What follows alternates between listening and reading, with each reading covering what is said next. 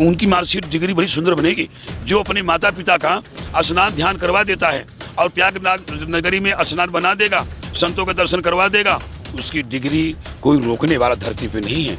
उसकी डिग्री उसकी माँ बाप की शक्ति दिखाई नहीं पड़ती, कार्य करती है, और उसके माता पिता की शक्ति से उसके पूरे कार्य हो जाएंगे, कोई रोकने वाला नहीं धरती। ये सत्कर्म हम कर लेंगे ना तो मेरे 7 कुल खानदान तर जाएंगे, मेरी माँ का कोख तर जाएगी। कोई विश्व में देश नहीं बच रहा है, इतना संत हमारे आ रहे हैं। न कुछ लेके आए हैं न कुछ लेके जाएंगे, मुट्ठी बांधे आए हैं, हाथ पसारे जाएंगे। ये ऐसी भूमि है, ये ऐसी शक्ति है, जो अपने माता पिता की सेवा करवा देगा, उसका बेटा इस वसुंधरा का रक्षक पैदा हो सकता है। 2025 का जो कुंभ है, कहा जा रहा है कि 144 साल के बाद इस तरीके का दृश्य देखा जा रहा है। तपस्या करना कितना कठिन होता है, साधु संत महात्मा बनना कितना कठिन होता है। कहीं ना कहीं सनातनी का जो है स्तंभ बनकर तमाम साधु संत महात्मा जो है वो खड़े रहते हैं हमेशा। बाबा, पहले तो अपना परिचय दीजिएगा, क्या नाम हुआ आपका? श्री भगवान दास त्यागी।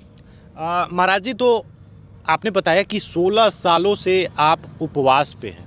जी, मैं फलाहारी हूँ 12 मासी। पहले मैंने अन्न खाता था ना, तो मुझे दुनिया की तरह हमको भी अच्छा लगता था कि दुनिया है, मुझे ज्ञान नहीं था।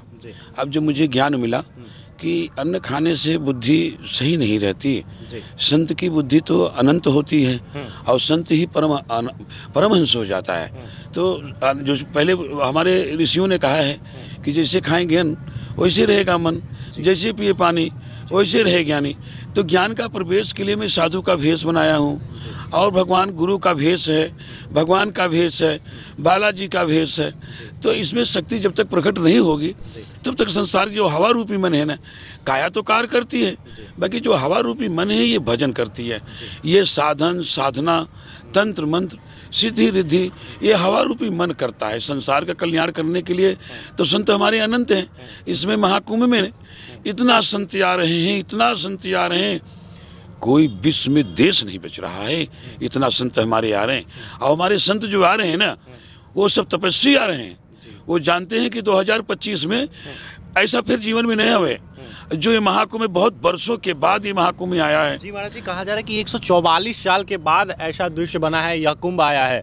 कुंभ 12 सालों पे लगता है, अर्ध कुंभ 6 सालों पे लगता है, लेकिन यह कुंभ जो है वो खास है 144 साल बाद। मतलब आप लोग की बात कर ले तो अब तो यह मतलब इस तरीके का दिव्य कुंभ देखना सौभाग्य नहीं होगा। नहीं, देखना नहीं होगा, ये बहुत भगवान की कृपा है। मैं तो ये कहूँगा ना, पूरे विश्व में कहूँगा कि जो इस संगम त्रिवेणी में और इस तीर्थराज प्रयाग के अंदर और तीर्थों का राजा प्रयाग, यहाँ उनके नाम से देखो जिला भी हो गया, ये स्पेशल जिला हो गया मेले का। और क्यों हो गया है? ये हमारे यहाँ के जो राजा हैं वो कह रहे हैं कि विश्व का लोग यहाँ आवे। हमारे यहाँ का मुख्यमंत्री, हमारे यहाँ का प्रधानमंत्री कह रहे हैं कि विश्व को लोग आवे, बाकी अपनी माँ बाप को लेके आवे। यहाँ सबसे बड़ी तपस्या माँ बाप का, जो दुनिया में है, घर गृहस्थ में है, उसके माँ बाप हैं, तो अपनी माँ को लेके संगम में स्नान बनवा देता है, उसको भगवान महामाया दे सकता है, और उसके बेटी बेटा ये वसुंधरा का रक्षक पैदा हो सकता है।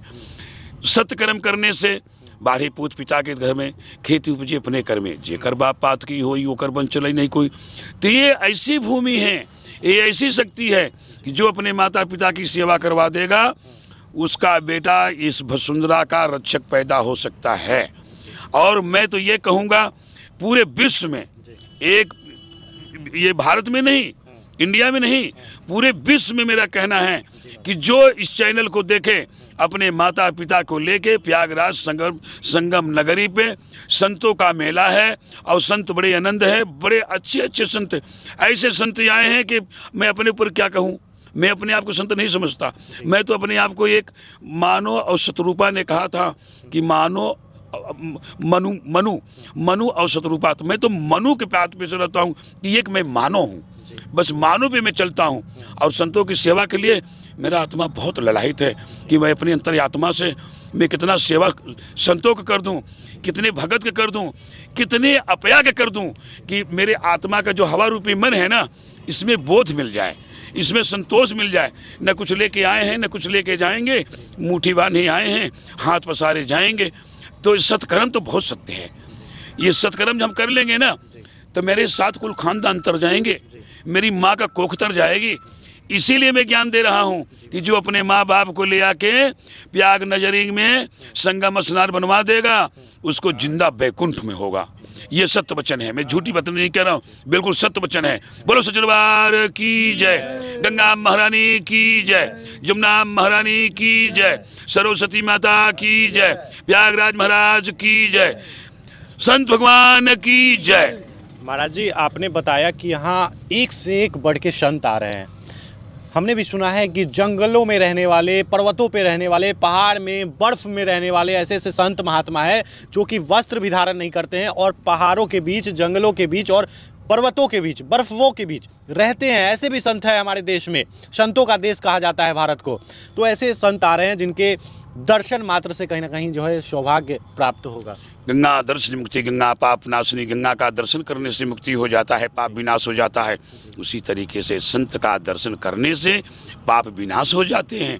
और संत मिलन को जाइए तज ममता अभिमान, और ज्यों ज्यों पगे आगे उधर इन कोटिन फलन समाए। तो संत के पास जाने से अहंकार नहीं होना चाहिए, अवगुण नहीं होना चाहिए, आलस नहीं होना चाहिए, दुर्व्यवहार नहीं होना चाहिए। संत के पास जाने से भगवान की कृपा बन जाती है, संत का दर्शन करने से।